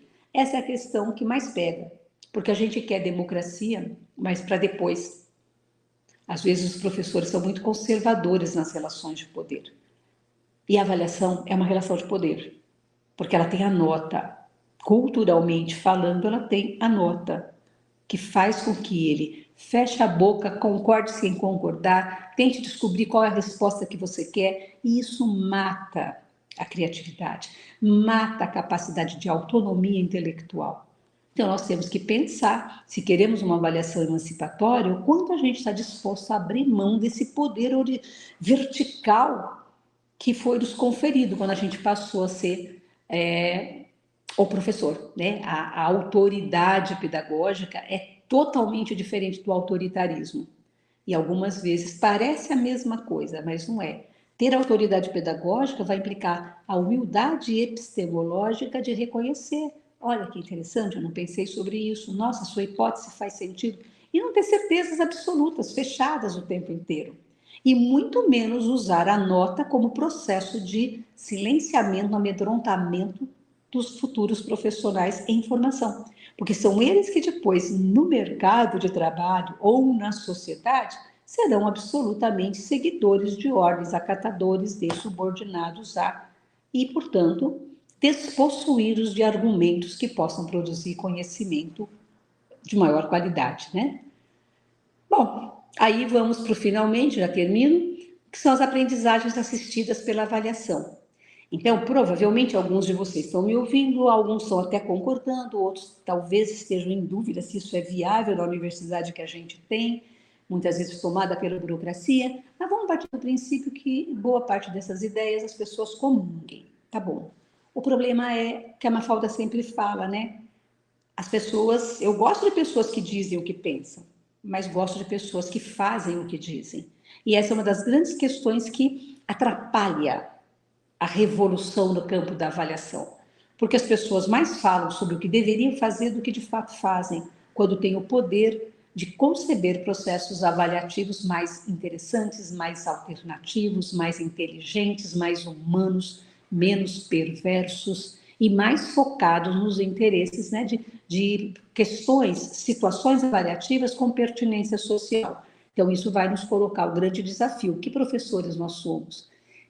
Que ações nós estamos fazendo? Que decisões estamos tomando coletivamente e partilhando com nossos estudantes para que eles aceitem participar conosco dessa aventura? Não tem uma saída única, menos eu tenho essa pretensão de trazer essas respostas. Mas os processos de formação pedagógica, como que a gente está vivendo aqui, eu acho que são importantíssimos que ocorram, é uma hora que faz a gente parar do nosso dia a dia frenético, cheio de coisas para atender, para cumprir, e pensar. E pensar sobre e depois discutir nos nossos espaços cotidianos, né, menores, a partir de contribuições que a gente tem nesse espaço de produção de quais as nossas intenções para o semestre que se inicia, né? E aí vão ser perguntas que eu desafio vocês a não responderem, mas a pensarem sobre isso. Quer dizer, como compreendem a avaliação formativa? Todo mundo quer avaliação formativa, mas a avaliação formativa, ela conversa diretamente com uma parada que eu faço e eu retomo e, portanto, ela é exigente de devolutivas em tempo hábil. Não adianta você falar, não, eu não faço uma única prova, eu faço várias oportunidades, eu diversifico minhas formas avaliativas para ajudar o estudante a aprender. Se você não fizer feedback para eles, ela não é formativa. É como se você tivesse alguém que tem febre, né? E aí você pega, teu filho está com febre, você bota o termômetro, mede. Olha, 38, guarda o termômetro. Não faz nada. Quando você vai, 38,5, 38,3. São várias medidas que não se transformam, porque ninguém faz alguma coisa. E a avaliação formativa, quando eu partilho com o aluno, quando eu comunico com ele, onde nós estamos, onde ele está, onde ele precisa de apoio, onde o erro dele me ajuda a pensar e repensar meu ensino, eu estou realmente fazendo uma avaliação formativa. Toda avaliação formativa, processo, ela tem que gerar bons produtos. E aí não tem nenhuma dicotomia. Às vezes as pessoas falam, não, eu não ligo para o produto porque eu estou apostando no processo. Não, processos saudáveis geram aprendizagens densas. Podem apostar nisso, né? Então, se o processo é bom, os resultados de aprendizagem aparecem, tá? Outra pergunta para vocês também refletirem. Como é que você participa da avaliação? Você faz a avaliação da aprendizagem ou você faz a avaliação para a aprendizagem? Você faz a avaliação da aprendizagem ou das aprendizagens? Então, tudo isso daí tem a ver com seus objetivos, o jeito que você delineia o seu plano de trabalho para o semestre. E você, muitas vezes, compartilha ele com seus colegas, que é importante também. Qual a visão que você tem de quem erra? O que sabe quem erra? Você já parou para pensar que aquilo que você achou absolutamente ridículo e já jogou fora, né? E acabou com a autoestima de, às vezes, um estudante várias vezes, sem ter tido, às vezes, a compreensão de que o erro também, algumas vezes, pode ter aprendizagens muito interessantes. né? Alguns dirão, ah, não, mas erro na saúde mata. Eu não estou falando desse erro, eu estou falando do erro do raciocínio, da reflexão, o erro, inclusive, de compreender a sua responsabilidade profissional. Então, isso tem que ser trabalhado, né? E eu tenho que transformar o erro em aprendizagens. Como é que eu faço isso? Isso tem a ver com as formas devolutivas que eu faço, com a qualidade dos feedbacks que eu faço, individual ou coletivamente falando. Uma avaliação não pode simplesmente virar medida. O professor vai lá, quando der, corrige, guarda para ele e depois um dia joga ali a média que os alunos obtiveram. E como é que eu enfrento os constrangimentos ao meu desejo de avaliar diferente? Essa é uma questão que requer, inclusive, algumas vezes o próprio posicionamento institucional para compreender como é que a gente burla aquela visão burocrática que apenas é certificatória, regulatória, e não impede algumas experimentações, não é? Não necessariamente que vão dar certo da primeira vez, mas elas provocarão rupturas e elas são importantes de acontecer, principalmente se o projeto pedagógico diz que quer isso, né? Bom, finalmente, a avaliação tem um espírito investigativo, ela implica uma imagem de futuro. Então vamos lá. Eu preciso olhar para as práticas, eu preciso olhar para os alunos, eu preciso olhar para aquilo que os seus dados me informam. E eu preciso buscar sentidos para que aquilo realmente ajude a formar o profissional. Para isso, nós precisamos reconfigurar e pensar coletivamente. É muito importante espaços como esses, criados pela reitoria, pelo espaço de formação profissional e pedagógico, para vocês pegarem e serem de novo apresentadas as ideias que conhecem bem, mas que partilhadas faz com que uma série de dúvidas surjam, e as dúvidas epistemológicas são fundamentais para a gente enfrentar uma cultura que está instituída em cima de uma avaliação que é medida, que é somativa, que é produto, que é classificação, porque ela tem servido muito pouco para as aprendizagens que a gente desejaria que elas pudessem visualizar, expressar, explicitar e fomentar novas mudanças nos nossos processos de decisão pedagógica, né? E aí, o que acontece? Usando Maria Isabel Cunha, que é um nome bastante conhecido aqui, né, do Sul, muito importante dentro da pedagogia universitária, ela fala, não se trata apenas de acionar mudanças metodológicas ou prover a inclusão de recursos tecnológicos. O que a gente se refere mesmo é uma nova forma de compreender o conhecimento e, portanto, uma alteração nas bases epistemológicas da prática pedagógica. Se eu quiser mudar a avaliação, eu tenho que mudar a prática pedagógica como um todo. Essa é a mensagem. Se eu quiser utilizar recursos tecnológicos, que são muito interessantes, eu vou ter que ter cuidado para não fazer disso o fim em si mesmo, que é um neotecnicismo. Se eu quiser, de fato, trabalhar com métodos ativos, eu tenho que entender que eles vão participar e vão pensar, mas eu tenho que colocar sobre que problemas eu quero que os estudantes pensem, para poder evitar que eles sejam apresentados de uma forma unidimensional. E, finalmente, o que torna a avaliação inovadora é exatamente o quanto ela desestabiliza os fins classicamente defendidos para os quais ela foi criada, que era subordinar, classificar, medir, comparar, excluir. Resolvido o sentido dessa equação, a discussão sobre os instrumentos ganha força e foco. Então, observem, podem e devem experimentar instrumentos novos, mas antes revisitem as concepções que estão por trás. Essa é a questão. Isso sim, a gente vai conseguir uma avaliação que cumpra a sua finalidade de emancipação, de autonomia, de inclusão e de justiça social. Não é fácil, é uma tarefa complexa, mas quem disse que ia ser fácil, não é? Então nós vamos arriscando nesse caminho, avançando, compreendendo que daí as rupturas poderão, de fato, ensejar uma educação superior que seja condizente com os grandes problemas que uma sociedade hoje reclama. Cada um de nós pode fazer parte e fazendo a sua parte, ter projeção, capilarização de novos profissionais que vão se inserir e enfrentar, ainda que numa corda bamba, essa vontade, né, de conservação e a vontade de emancipação. A liberdade, uma educação que possa realmente cumprir o seu papel. Muito obrigada.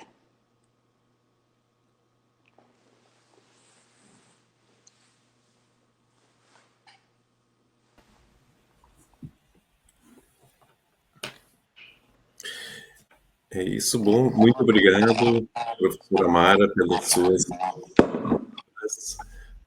Não tenho dúvida que trouxe aspectos muito relevantes para nossa reflexão e sobre as práticas que desempenhamos em sala de aula.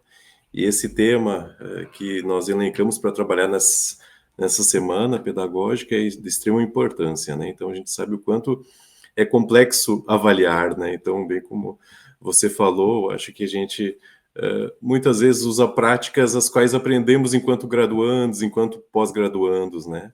Então, do momento da nossa formação que foi de muitos no contexto disciplinar, né? Então, era o professor e o aluno, né? Eu acho que a gente, eu como você e muitos outros fomos formados, né, na década de 90, 80.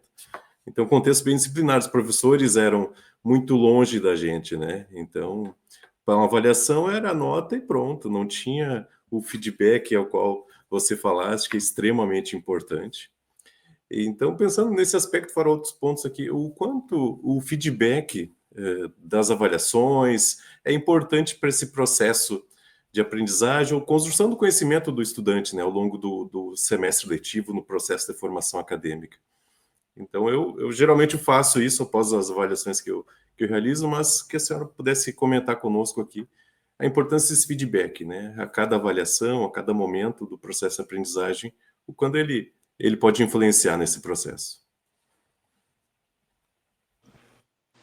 Eu acho que essa colocação que você faz, ela é de ordem bastante prática, né? Porque uma coisa é você imaginar que a avaliação, ela oferece dados, ela oferece evidências para eu atuar sobre a realidade. Então, quando eu avalio, eu estou pretendendo alguma coisa. No caso, eu quero reunir alguns elementos para perceber se as aprendizagens ocorreram, onde que elas não ocorreram, que novas decisões deverão ser tomadas, já que é um ciclo continuado. Então, fazer o feedback é se comunicar, é usar a avaliação. Uma avaliação que não se comunica, que ela não comunica ao outro, as impressões primeiras, os resultados provisórios, ela fica estagnada, ela morre em si própria.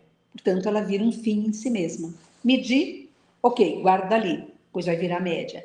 Quando eu trabalho com a lógica de que ela precisa resultar, ela precisa interferir numa atitude do aluno e do próprio professor, e às vezes da classe, né, como um todo, você percebe que você tem que planejar, inclusive, momentos em que você realiza a devolutiva, comenta o resultado, esclarece, descobre coisas, tem que fazer parte, não pode ser se sobrar tempo. Essa é a questão. Se eu quiser uma avaliação que seja formativa, eu tenho que pensar no meu planejamento em que momentos eu vou dar o feedback. Eu tenho que pensar nas condições objetivas de trabalho que eu tenho na universidade, se vale a pena eu fazer 10 avaliações diferentes, que na verdade serão às vezes 10 medições, porque se eu não fizer isso, não é avaliação, certo? Então eu preciso dizer, eu tenho tempo para? Tá, eu tenho tempo, então eu tenho que planejar esse tempo. Aí eu não consigo fazer uma devolutiva individual. Vamos supor, tem uma classe, a classe é grande, eu não consigo, mas eu consigo comentar as respostas mais consistentes, menos consistentes, e principalmente a honestidade na formulação das questões que você traz para o debate avaliativo. Ou seja, aquilo que de fato é essencial de assegurar a aprendizagem e o uso da avaliação nesse sentido. Então, por exemplo, na medida em que você planeja algumas situações avaliativas ou até questões de prova, né? Eu tinha um professor que ele costumava dizer: não tenho nada contra a prova não é crime fazer prova. E ele brincava: o problema é prova burra. É quando você pergunta aquilo que é irrelevante, que você procura a pergunta que só tem uma única resposta, que você não permite a partir dela continuar construindo conhecimento. Então tem professor que lida muito bem com provas. Então, fazer provas pode ser aquela escolha de questões que possam ser depois servir para a retomada de aprendizagens importantes. Então, as devolutivas, elas precisam vir com essa característica de responsabilidade. Então, um professor não pode fazer uma atividade avaliativa, 3 meses depois ele não deu para o aluno um retorno do que aconteceu. Isso vale para a situação prática também, né? Vamos supor, você está num estágio, você tem que conversar, você tem que dialogar sobre a obra, que é uma obra aberta. E o aluno, perdendo o medo do professor, da relação de poder que possa estar implicada nisso, ele começa a explorar a ajuda do professor para aprender com mais segurança. Isso é muito importante. Então, feedbacks implicam uma construção de um contrato pedagógico onde o aluno sinta segurança de ouvir como eu vi o trabalho dele, mas que ele tenha espaço também de explorar as hipóteses que ele percorreu, os caminhos que ele enveredou, e ser acolhido nisso. Não quer dizer que ele esteja certo, mas eu preciso aprender a ouvir qual foi o raciocínio. Muitos dirão, mas tem aluno que não está nem aí com a hora do Brasil. Eu sei, eu entendo isso. Mas vamos trabalhar na afirmação das nossas concepções de que se eu conversar com os estudantes e apresentar não os critérios de avaliação, começou a disciplina, eu vou dizer para eles como é que eles são avaliados, o que vale 2 pontos, o que vale 1, o que vale 3, tal. Eu começo a minha conversa também explicando o lugar que a avaliação vai ter no nosso trabalho pedagógico, que vai ser uma tentativa de atenuar os vestígios de uma cultura de avaliação, que é uma situação, como costuma se dizer, é um mal necessário, ninguém gosta dela. Então, observem, seria muito importante nessa experimentação que as avaliações fossem menos tensas, menos dramáticas, porque eles não estão buscando simplesmente a nota, eles estão buscando aprender, porque você jogou a situação agora para a responsabilidade que ele tem, porque uma universidade, quando ela tem qualidade, quem que é o maior interessado? É a sociedade. Então, imagina um engenheiro, um profissional do direito, um enfermeiro, um professor. Ele tem que pensar que essa aprendizagem que ele vai estar explicitando nas formas avaliativas não tem a ver com a nota que ele tem, com o coeficiente de rendimento que ele tem, com os benefícios individuais que ele tem, mas com a responsabilidade que ele tem com o outro que está fora. A sociedade que espera um médico, um engenheiro, um professor, um astrólogo, não importa qual, né?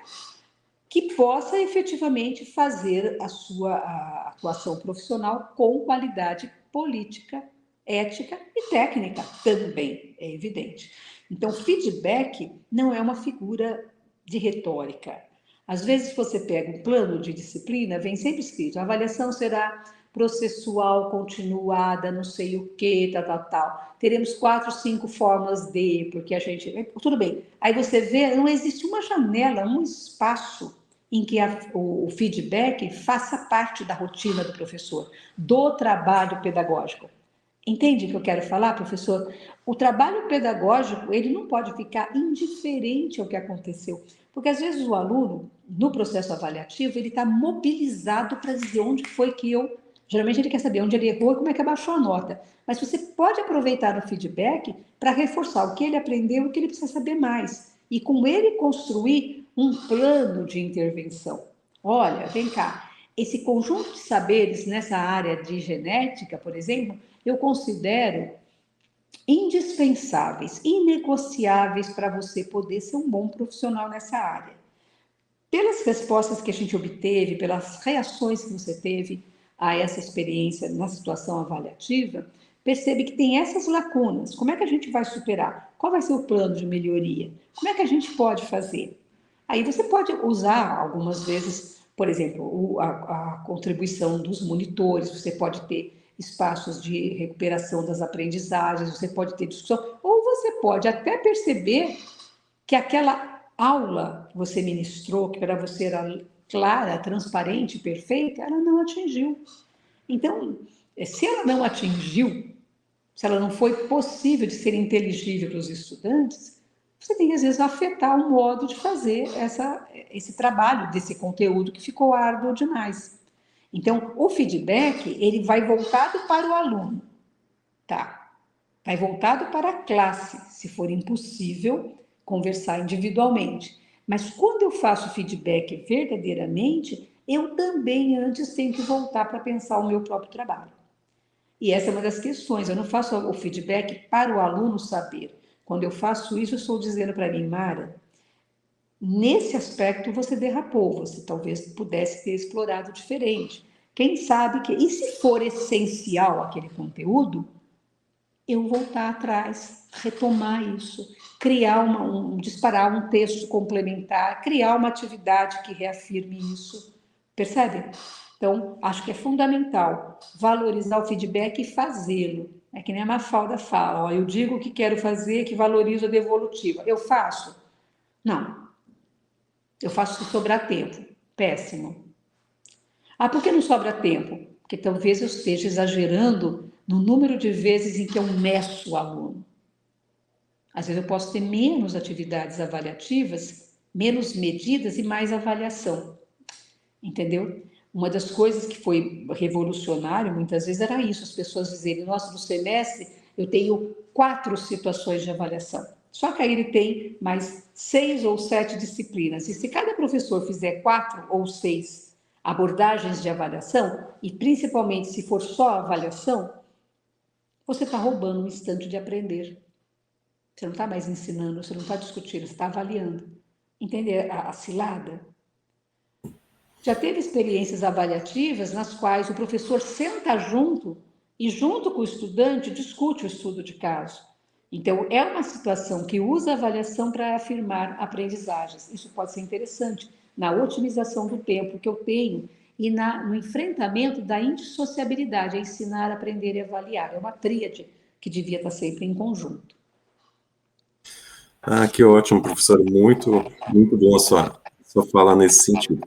Nós estamos com muitos colegas aqui no chat fazendo as considerações e os comentários sobre a sua fala. Então, vou fazer algumas perguntas e alguns pontos aqui que foram apontados pelos nossos colegas. Então, primeiro, agradecer a participação de todos e todas aqui no nosso chat. Então, nós temos a pergunta da Sara Feitosa, que traz o seguinte: de que forma o ou a docente pode lidar com diferentes níveis de aprendizagem na turma, transformando esse desafio em oportunidade e não em fonte de angústia? Então, essa é a pergunta da Sara.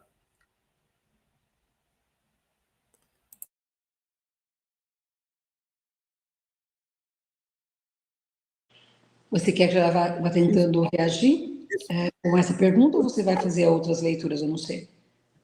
Bom, então vou seguir aqui algumas, daí tu faz uma resposta mais ampla, então. Tá, joia. Então, a Amanda Mello, ela traz: professora Mara, podes elaborar um pouco sobre a epistemologia que sustenta a sua prática docente, nomeando-a? A Heloísa, poderia comentar sobre as práticas avaliativas que são feitas em sala de aula com retorno imediato? Muitas vezes são desprezadas pelos alunos em forma de provas. Em favor de provas, desculpa. Josimarie Quevedo, professora Mara, a avaliação processual mais próxima dos ou das alunos, né, e com feedbacks constantes, estimula mais a turma? Vivemos tempos difíceis de letargia em sala de aula. Mariana Novak, na sua percepção, quando utilizo a avaliação no formato de rubrica, ainda é necessário fornecer um feedback adicional ao estudante? Então, de repente, a gente para por aqui das perguntas, depois a gente retoma com os demais comentários. Professora, fique à vontade. Realmente são boas abordagens, né? Algumas delas bastante... Primeiro, vamos lá. O que eu acho importante é destacar que nós temos, sim, uma cultura do estudante refratária a processos avaliativos mais participativos. Por incrível que pareça, eles preferem as provas tradicionais, por um aspecto, né? Assim, entre vários, mas esse é muito citado. Porque quando você trabalha uma avaliação processual, com várias atividades avaliativas, com devolutiva imediata, o que acontece? Você está afetando o jeito do aluno participar do trabalho pedagógico. Então, ele é convocado, né? Ele é, entre aspas, cobrado a estar presente e ser presença no trabalho. E aí, o que acontece? Ele não está acostumado com isso. Ele está acostumado a estudar para as provas. Então, é mais fácil, se ele não quiser assistir aulas de fato, ele só vai ser cobrado 1, 2, 3 vezes no semestre, por exemplo, que é o que a gente vê, aquele episódio que ele falta para estudar para as provas, pega a nota e já tudo bem, já não está muito informado, preocupado, ele está querendo tirar, fica livre da avaliação, fica livre do professor, fica livre do conhecimento. Então, isso é verdadeiro, né? E não é só desta geração, não é dessa atualidade, desse marasmo que às vezes acontece. De fato, é isso. Então, o trabalho ativo, que envolve ensinar, aprender e avaliar de uma forma integrada, ele é muito exigente do estudante estar presente e se interessar e dizer e saber que ele faz parte da qualidade dessa aprendizagem. É uma mudança cultural. Ah, mas o que eu vou fazer? Começando, não tem outro jeito. Por isso que o contrato pedagógico, ele é legal. O primeiro dia de aula não é só aquele dia que os alunos falam, não vai ter nada que não tem conteúdo. Tem conteúdo. No campo dos valores tem conteúdo, porque é a hora que você negocia a saúde do que nós vamos viver nesse semestre. Então, quando você vai e admite, nós vamos fazer uma experimentação de um outro lugar da avaliação, o trabalho vai acontecer desse jeito. Às vezes, por exemplo, vocês vão ter dificuldade, mas muito do trabalho em equipe vai ajudar vocês a delinearem projetos, a trabalharem com contradições, com ideias diferentes, a aceitar os saberes do outro. São aprendizagens que você está produzindo. O aluno não quer. Eu tive situação avaliativa, por exemplo, que eu, na saúde, bolei uma situação clínica X, tá? Onde eles tinham que pensar sobre essa situação a partir da complexidade do real, do que acontece no trabalho. Não é uma questão só acadêmica, científica, muito circunscrita. O processo de trabalho em saúde, eu bolei esse esquema. E falei que eles iam trabalhar em 3, por exemplo. Trios, né? Quartetos. Já era uma novidade, né? Opa, que legal, a gente não está sozinho, melhor, eu posso me ancorar no outro. No entanto, teve reações curiosas que um dos alunos falou: professora, posso fazer sozinho? Não, não pode fazer sozinho, porque essa é uma aprendizagem que a gente vai desenvolver no coletivo. Aprender a ter ideias, respeitar o tempo do outro, formular hipóteses, ter que se surpreender e, ao mesmo tempo, se envergonhar de você não trazer com generosidade nada para ajudar o seu grupo. Mas por que ele queria fazer sozinho?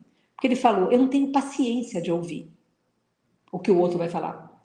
Eu já sei a resposta, eu sei sozinho, eu não preciso. Se eu fico esperando eles, observem. Então, ele tinha tanta convicção de que ele não precisava do outro. Você vai dizer: ótimo, é o melhor aluno.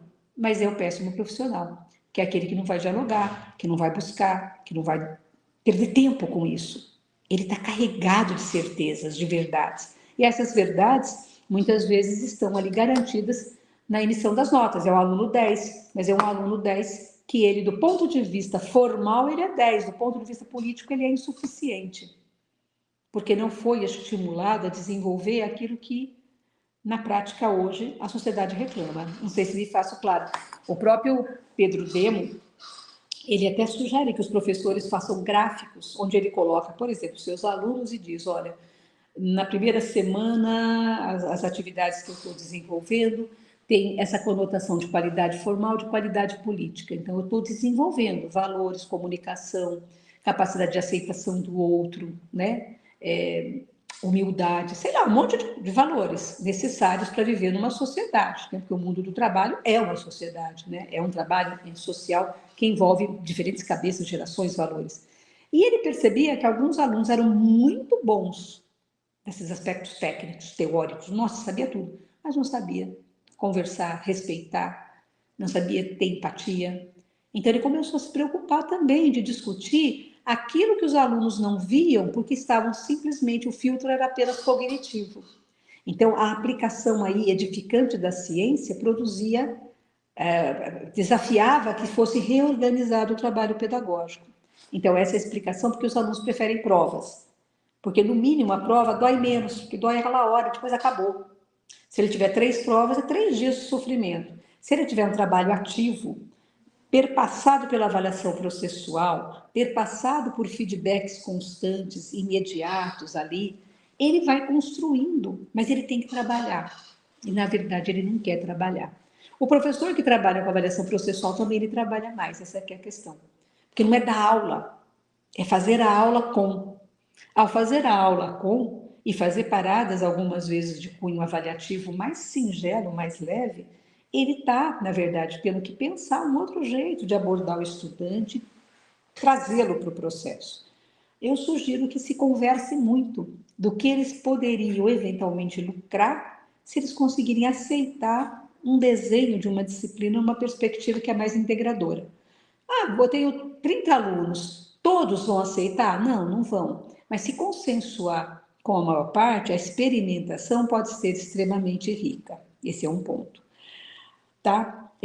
Então, eu acho que se os alunos compreenderem, isso pode ser estimulante, sim, porque ele começa a gostar da atividade, ele começa a perceber que ele pensa, ele começa a perceber que a voz dele é ouvida, ele começa a falar. Você vai ver estudantes que, de repente, desafiados num trabalho pedagógico de cunho mais emancipador, ele começa a participar. Ele começa a entender que ele leu, ele pode trazer alguma dúvida, ele pode trazer uma contribuição, ele pode trazer uma vivência. Mas isso afeta a gestão dos tempos. Aula em que o professor fala tudo, fala só ele, não dá tempo para desenvolver isso, né? Então, esse é um ponto. Bom, a heterogeneidade das turmas. A heterogeneidade das turmas é uma realidade hoje, mas sempre foi. Essa ideia de que a escola era homogênea, na verdade, os alunos já eram heterogêneos, mas eram submetidos a forma de apresentação de conteúdos que os homogeneizava por decreto. Ou seja, é assim que tem que ser, é assim que será, você se enquadra. Hoje, a gente tem, primeiro, pela democratização, pelas políticas de afirmação, muitas realidades diferentes, certo? E alguns professores não gostam disso. Às vezes nem alguns estudantes gostam. Quando eles começam a perceber que essa forma de constituição da sociedade é plural, é diversificada, e nem por isso ela pode ser inferiorizada, nem por isso ela tem que ser desprezada. Então ele começa a ouvir argumentos diferentes. A gente tem disciplinas, por exemplo, na Unicamp, uma delas que envolve alunos das diferentes licenciaturas. E o que acontece? A primeira ideia é cada um achar que não vai aprender nada com o outro ou que o outro não tem nada de interessante. Aí quando você pega um tema comum e esses alunos trabalham o mesmo tema sobre diferentes áreas, eles começam a mobilizar esses saberes. E os alunos começam a aprender que o pessoal está falando de uma área e pode ser muito interessante. Ele começa a desenvolver o gosto pela escuta do outro e, inclusive, a vontade de expressar, a partir da sua área, do seu horizonte, que contribuições que ele vai trazer. Se, de repente, há uma clareza que o perfil dos estudantes socioeconômico-cultural está muito defasado, também não é novidade que as instituições, algumas vezes, fazem nivelamentos, aproximações, oferecem algumas alternativas que os envolva, que os inclua, né? Mas, principalmente, é isso. Para lidar com isso, o professor tem que banir da sua cabeça de que nós temos uma sociedade que ela é homogênea. A escola que criou essa abstração e que usou a avaliação para dizer mede tudo igual, porque todos eles terão as mesmas oportunidades, porque se a aula foi a mesma, a resposta tem que ser precisa. E ela não é. Essa mesma aula que se aborda, você vai encontrar horizontes ali diferentes, de background cultural, de valor, de compreensão, de defasagem. Então, é um desafio para o professor. É um desafio. Há mais para a pedagogia universitária. Mas isso não pode legitimar que eu não quero essas pessoas na sala de aula, porque isso é elitizar. E a educação, enquanto direito humano, ela tem que estar acompanhada de medidas institucionais que acolham, de fato, né, para que essa igualdade não seja formal, ela seja concreta, né? Então, é um desafio, não é fácil, e por isso que é legal que haja formações, inclusive, que ajudem ao professor a manejar essas diferenças e transformá-lo em enriquecimento, né? Até para os próprios estudantes aprenderem com seus colegas, né? Aprenderem com seus colegas. Tem uma outra pergunta, por exemplo, a questão das rubricas. É evidente que você tem mais ou menos ali registrado o que você espera. Agora, a grande questão é se as rubricas também elas esgotam a questão do feedback. Algumas vezes não, elas ajudam que o aluno contraste e saiba, olha, não tive nada tal. Mas o diálogo sempre ele é mais do que aquilo que está ali registrado, prescrito, especialmente no campo dos valores e das nuances, que são mais sutis, mais subjetivas, né? Quando você transforma, às vezes, uma rubrica, ela é bem mais, ela é objetiva isso, ela dá segurança para o professor, é legal ter, não tem problema nenhum, mas não necessariamente isso invalida discussões um pouco mais abrangentes, mais aprofundadas, pelos desdobramentos, os sentidos que aquelas questões tensionaram, pretenderam ficar, né, ali registradas. Aí, acho que a Amanda pergunta o que sustenta, né, baseado em quê, né?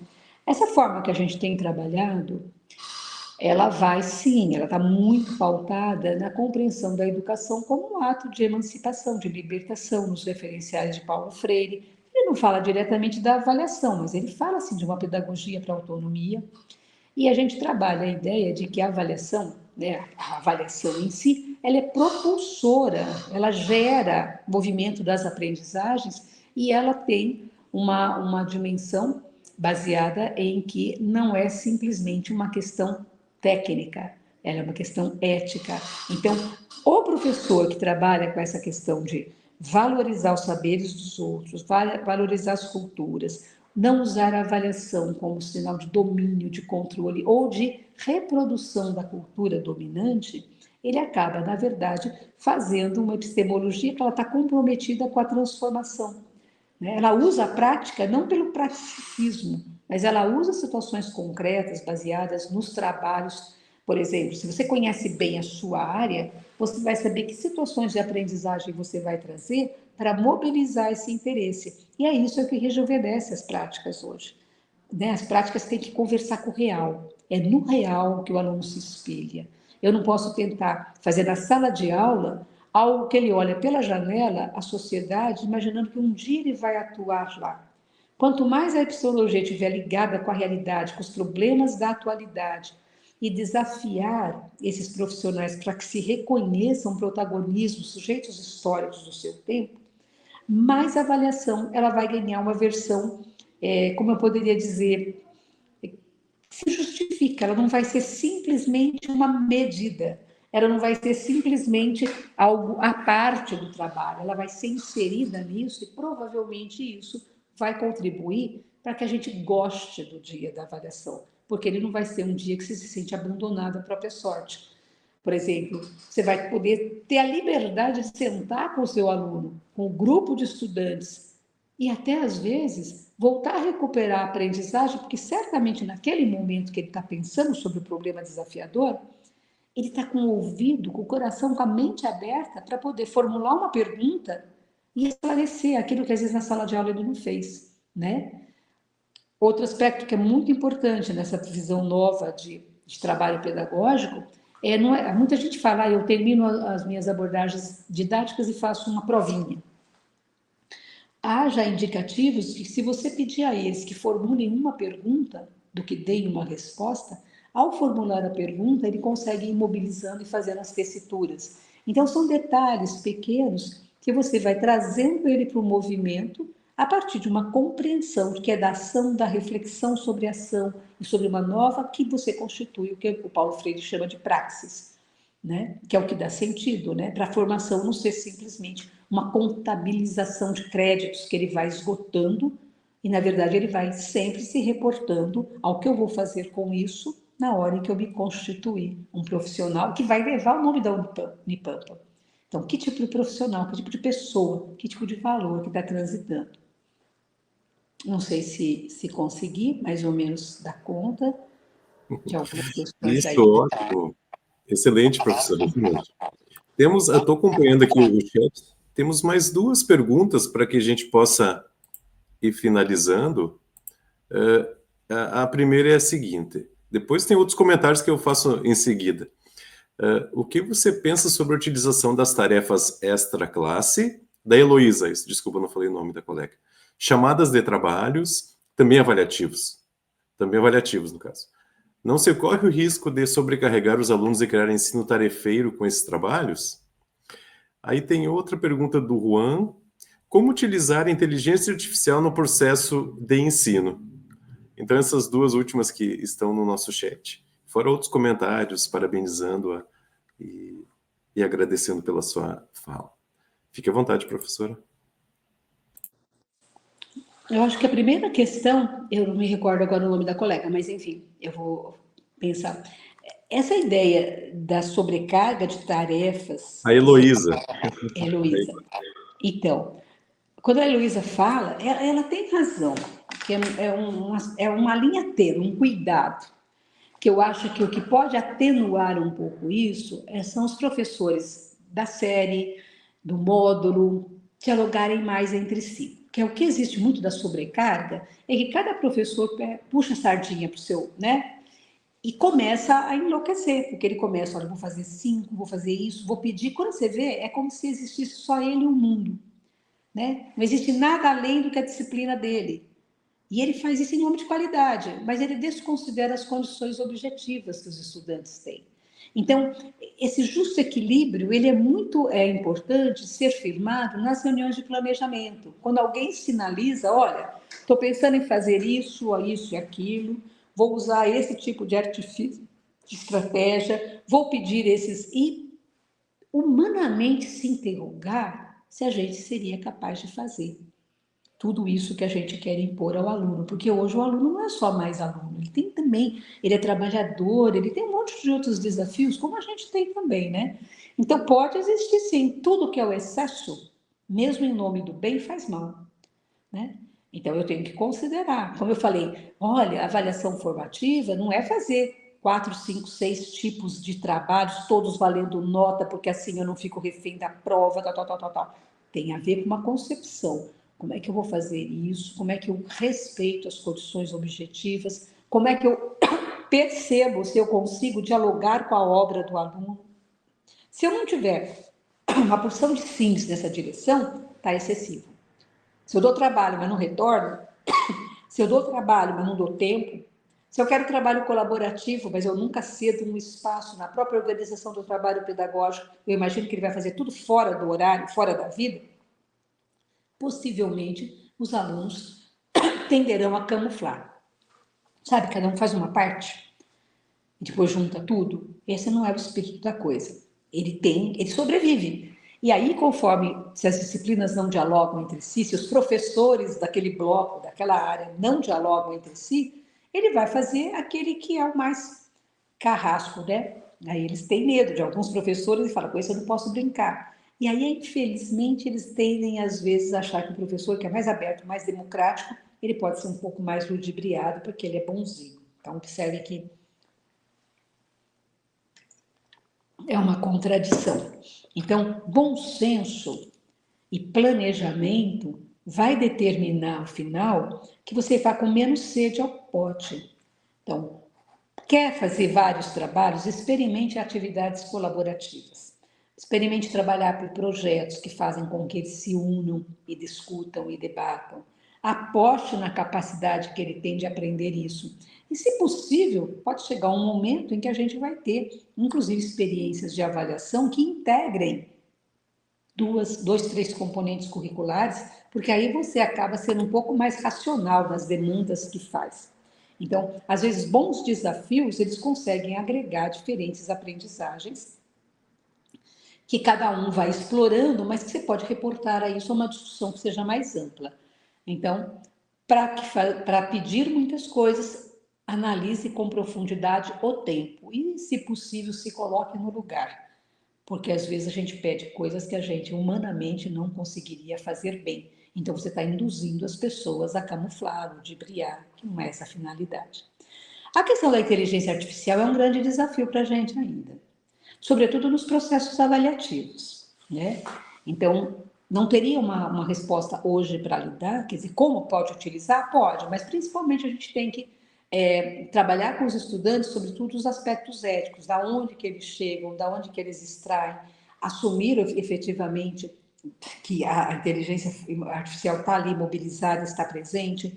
Mas, por exemplo, a gente tem visto muito, a gente não tem essa discussão feita completa na Unicamp ainda, mas ela já tem sido pauta, de verificar os aspectos éticos nos processos avaliativos. Então, como é que vai chegar um ponto em que vai chegar o controle de novo, de que recurso que ele usa para... Vocês percebem que era como o esquema, o aluno cola, a inteligência artificial é de fato uma produção, é uma cópia, é não sei, você vai ter que discutir. É uma outra realidade, é um outro mundo, só que ele está presente aí. Fundamentalmente, eu acho que a gente vai ter que abrir essa conversa a sério, para os próprios estudantes levantarem como que eles veem isso. Que é útil, não tenho dúvida. Que pode ser interessante, com seus limites e bem dimensionado. Que não devem substituir o professor, que não devem ser usados como escudo para a ignorância das questões e para a superficialidade de... Então, tem várias questões que implicam uma conversa bastante séria, para que você extraia da inteligência aquilo que ela faz e pode ajudar, mas não elimine a capacidade de crítica daquilo que está sendo colocado, da forma como é apresentado e, às vezes, da forma como nos seduz, muitas vezes acobertando suas próprias contradições. Para nós tem sido uma questão em aberto, que a gente está buscando encontrar também possibilidades, regras, limites, clarear esses limites, sobretudo no uso disso em processos avaliativos mais abertos.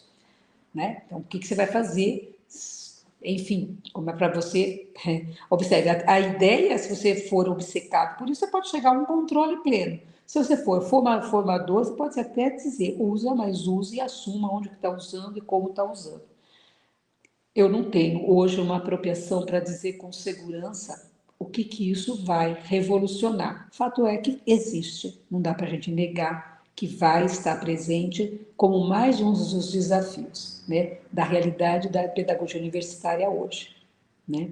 Então, eu vou ficar devendo uma resposta um pouco mais assertiva sobre isso.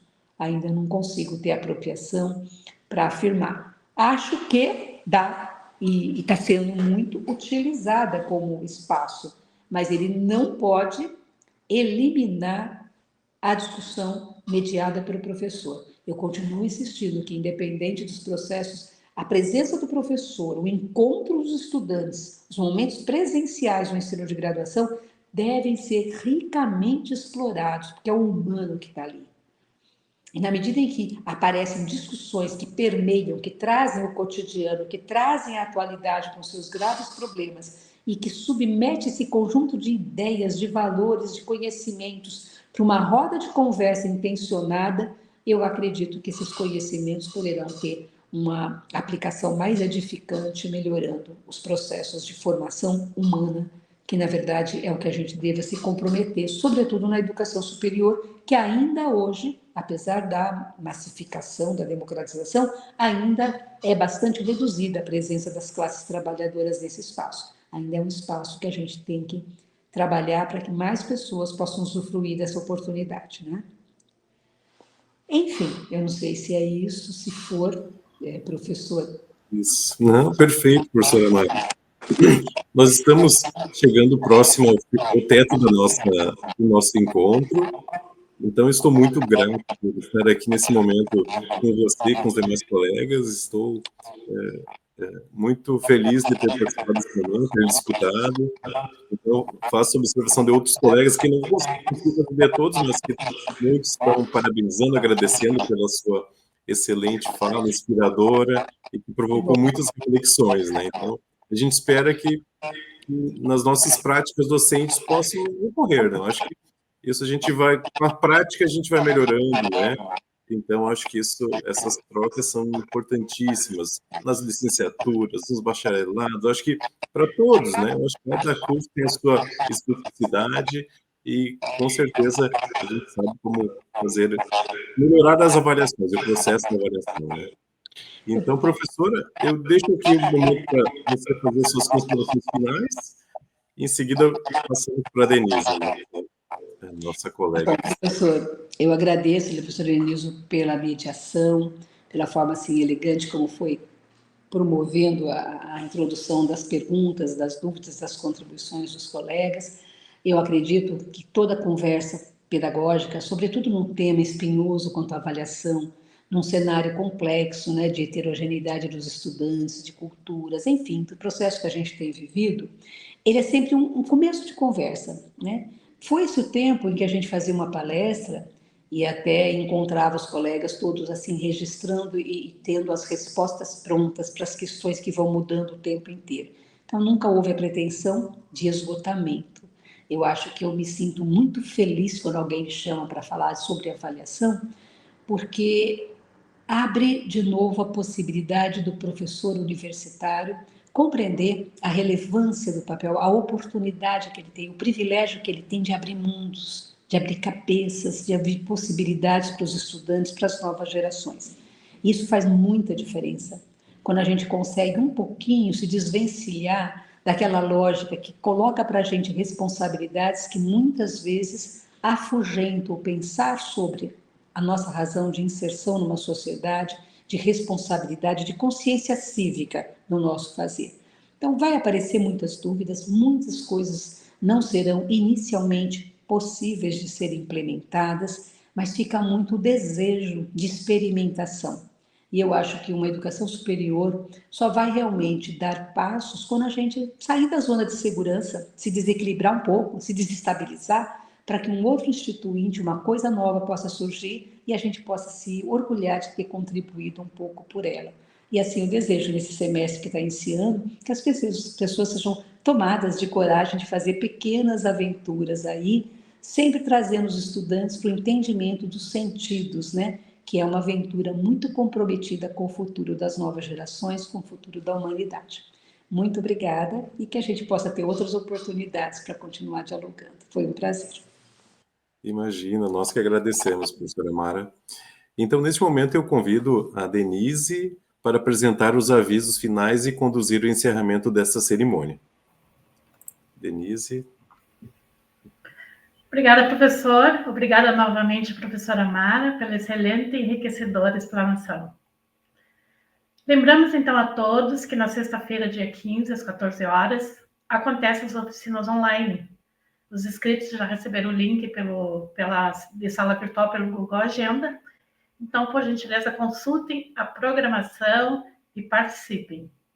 Também reforçamos o pedido que todos preencham a avaliação de conferência de abertura disponível no chat. Essa contribuição é fundamental para aprimorarmos nossas futuras ações.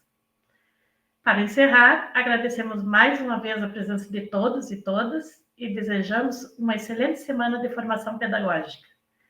Que este seja um momento de aprendizado, troca de experiências e inspiração para aprimorar nossas práticas educacionais, fortalecendo o compromisso da Unipampa com a qualidade do ensino. Um excelente final de tarde a todos.